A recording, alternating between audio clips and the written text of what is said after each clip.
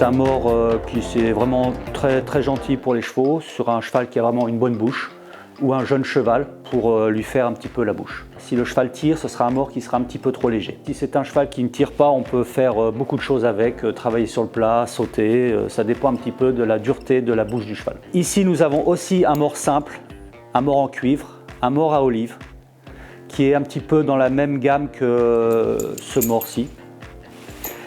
La seule différence, c'est que le cuivre peut apporter un petit peu de souplesse dans la bouche du cheval, ce qui procure un effet de décontraction. Donc pour moi, avec le filet simple, le bon réglage est celui-ci. Si on remonte le filet d'un trou, on peut voir la commissure qui remonte et ça ne devient pas très agréable pour le cheval. Si on le met trop long, on peut voir le mors qui descend dans la bouche et le cheval qui n'est pas à l'aise non plus.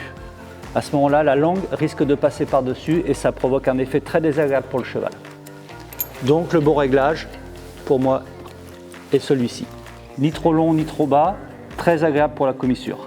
On peut rajouter une rondelle sur ce genre de filet pour éviter le frottement qui peut se faire entre l'anneau et le canon du mors ici. On peut avoir un léger pincement qui se provoque à ce niveau-là. Donc on peut voir, une fois que l'on a mis la rondelle, qu'il n'y a plus du tout de contact avec la commissure des lèvres, donc plus de risque de pincement. Il faut faire attention quand on met une paire de rondelles que le mors ne soit pas trop étroit parce qu'évidemment ça rétrécit un tout petit peu la largeur du mors.